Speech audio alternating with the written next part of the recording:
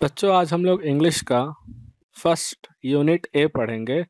The emperor and the Nightingale, यानी कि सम्राट और बुलबुल। सबसे पहले बच्चों हम लोग देखते हैं बिफोर यू रीड, यानी कि पढ़ने से पहले। Have you ever heard a caged bird sing? बच्चों क्या आपने कभी पिंजड़े में किसी बंद पक्षी को गाते हुए सुना है? डू यू फाइंड इट, क्या आपने कभी ये पाया है कि different than a bird singing in the garden, कि उस पक्षी के गाने की आवाज किसी बगीचे के पक्षी के गाने की आवाज से अलग है? वेल वेल, ठीक है। This is a fairy tale. ये जो कहानी आप पढ़ने जा रहे हैं ये एक काल्पनिक कहानी है। अबाउट अ नाइटिंगेल, एक बुलबुल की। अ सिंगिंग बर्ड, जो कि गाने वाली पक्षी है। Who sings as sweetly as a cuckoo, और वो इतना ही मधुर और मीठा गाती है जैसे कि कोई कोयल गाती हो। The nightingale is put in a cage by a Chinese emperor because of his melodious voice, लेकिन उस बुलबुल को एक चीन के बादशाह के द्वारा पिंजड़े में बंद करवा दिया जाता है क्योंकि उस बुलबुल की आवाज बहुत ही मधुर थी। वॉट हैपन नेक्स्ट, आगे क्या होता है? Read on to find out for yourself. आगे लिख रहा है कि आप इस पार्ट को पढ़ें और खुद पता लगाएं कि आगे क्या होता है। तो बच्चों आइए हम लोग कहानी की तरफ देखते हैं। यहाँ एक चित्र आप देख रहे हैं, चित्र के ऊपर में लिखा हुआ है, कहानी स्टार्ट करते हैं। Long ago in the land of China there lived an emperor. He had a majestic palace. बहुत बहुत साल पहले की बात है। चीन में एक बादशाह रहा करता था। उसका महल जो था बहुत ही मैजेस्टिक, यानी कि बहुत ही भव्य था, बहुत ही विशाल महल था। बिहाइंड द पैलेस, उसके महल के ठीक पीछे, there was a huge forest, एक बहुत घना विशाल जंगल था। And a nightingale lived in it, और एक बुलबुल वहीं रहा करती थी। The nightingale sang so melodiously that it was known far and wide. वह बुलबुल इतना मधुर गाते थे कि दूर दूर तक लोग उसके बारे में जानते थे। People even wrote books about it. यहाँ तक कि लोग उसके बारे में किताबों में भी लिखा करते थे। तो एक दिन राजा भी किताब पढ़ता है। देखिए आपको तस्वीर में दिखाई दे रही है। राजा क्या कह रहा है सुनिएगा। What is this nightingale? अरे ये कैसी बुलबुल है, कौन सी है? Why I know nothing about it? अभी तक मुझे इसके बारे में क्यों नहीं पता चला? One day the emperor read one of the books and wished to see the bird singing. तो जैसा कि चित्र में दिखाया गया यहाँ वही लिखा है कि एक दिन बादशाह क्या किया, किताब पढ़ रहा था, तभी पढ़ते पढ़ते उसे बुलबुल के बारे में पता चला और उसने ये कामना की, यह इच्छा की कि वह भी बुलबुल को गाते हुए देख सके। The emperor ordered his man, बादशाह ने अपने सैनिकों को, अपने आदमियों को आदेश दिया to bring the nightingale to the palace, कि उस बुलबुल को महल में लाया जाए। अब उसके सैनिक जाते हैं। Only a kitchen maid has seen the nightingale, राजा के रसोई घर में काम करने वाली जो नौकरानी थी केवल वही बुलबुल को देखी हुई थी। So she took them to the bird, इसलिए वह सैनिकों को लेके गई जंगल उन्हें दिखाने के लिए। और देखिए तस्वीर में लेके आई है और वो कह रही है सब सैनिकों से, देयर इट इज, ये रही वह बुलबुल पक्षी। The kitchen maid asked the nightingale to come to the palace with them, फिर उस रसोई में काम करने वाली नौकरानी ने बुलबुल से कहा कि वह महल उसके साथ चले। तो बुलबुल उससे कहती है, why I have you come here little girl, मैं तुम्हारे साथ क्यों चलूं?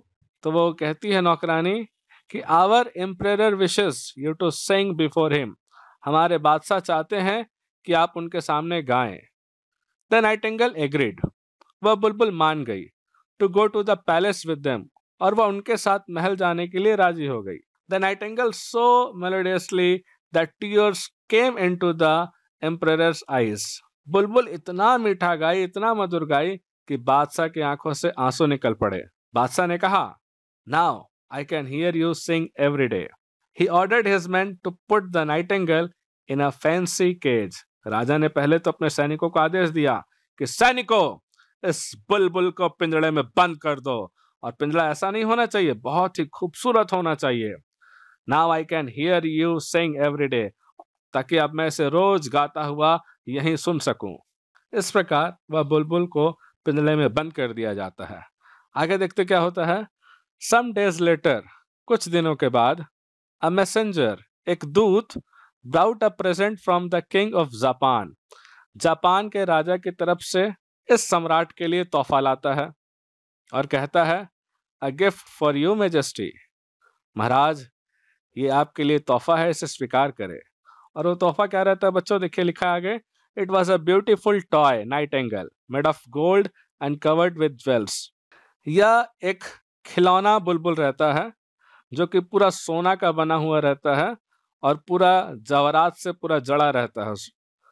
The emperor wound up the toy bird and it sang the same song again and again. बादशाह उस पक्षी को तो रख लेता है, लेकिन वो पक्षी जब भी सुबह उठता है तो एक ही गाना बार बार बार बार गाते रहता है। ठीक उसी तरह जिस तरह आप खरीदते हैं ना फोन छोटा वाला, मेले से दबाते हैं तो टिंग टोंग एक ही साउंड बार बार आपको सुनाना पड़ता है, माता पिता आपको वही देकर खुश कर देते हैं। तो इसी तरह बादशाह भी वही एक ही गाना रोज सुनता रहता था और वो गाते हुए सुन के कह रहा, देखिए फोटो में क्या, आह सच अ वंडरफुल प्रेजेंट, ये तो बहुत ही मस्त तोहफा है मेरे लिए। Every night the emperor listen to the toy bird song, और हर रात को बादशाह उसी खिलौने वाले पक्षी की गाना को सुनने लगा। The real Nightingale felt unhappy, इससे जो असली वाली जो बुलबुल थी, जो ओरिजिनल बुलबुल थी, जो इसको जंगल से पकड़ के लाया गया था, वो बहुत नाखुश हो गई थी। And flew back to the forest, और वो पिंजड़े से जैसे मौका मिला निकलकर भागकर उड़कर जंगल चले गई। वन डे, एक दिन क्या हुआ, the toy bird broke and no one in the kingdom could repair it. वो जो खिलौना वाला पक्षी था बच्चों, वह टूट गया। खिलौना टूटता है ना आपसे भी कभी कभी, तो ये भी पक्षी क्या हुआ, गिरकर टूट गया। और पूरे राज्य में कोई ऐसा नहीं था जो उसको रिपेयर कर सके, जो उसको बना सके। राजा क्या कहता सुनिएगा, I will never hear the bird sing again. ओह, अब मैं कभी भी इस खिलौने पक्षी का गाना नहीं सुन सकूंगा। द एम्परर बिकेम सैड, यह सोचते ही बादशाह बहुत उदास हो गया बच्चों। His only wish was to hear the melodious music of the nightingale again. उसकी इच्छा होने लगी कि काश वह पक्षी जो बुलबुल थी हकीकत वाली, ओरिजिनल वाली, वो फिर से आ जाए और उसका वो मधुर गीत सुन सके। लेकिन ऐसा हुआ नहीं। ईयर पास्ट, कई साल बीतते चले गए। And the emperor grew very sick, और वो बादशाह बीमार हो गया, बहुत कमजोर हो गया। When the real Nightingale heard the news, और जब हकीकत ओरिजिनल वाली बुलबुल को ये पता चला, ये न्यूज उसने सुना, he flew to his window to sing, वह उड़कर आई उसके खिड़की पर, बादशाह के खिड़की पर आई और आकर वहां गाना शुरू कर दी। Every day the bird sat on the window and sang sweet songs। अब वो चिड़िया का काम हो गया, वो हर दिन खिड़की पे आती है और मीठे मीठे गाना उस बादशाह के लिए सुनाती है।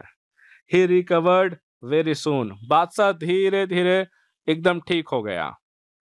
The emperor pleaded the nightingale to come back to the palace and stay in the cage।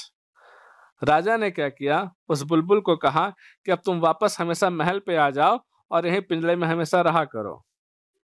लेकिन बुलबुल क्या कहती है सुनिएगा, I like my freedom but I will कम।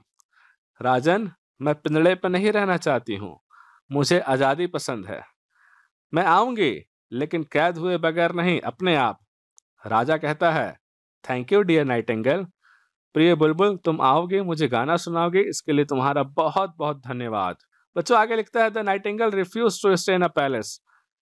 बुलबुल ने पैलेस में रहने के लिए मना कर दिया, बट प्रॉमिस, लेकिन उसने प्रॉमिस भी किया कि to come to the window every night to sing, कि रोज रात को वो राजा के यहाँ आएगी और वो गाएगी। सो ही डिड, और उसने ऐसा ही किया।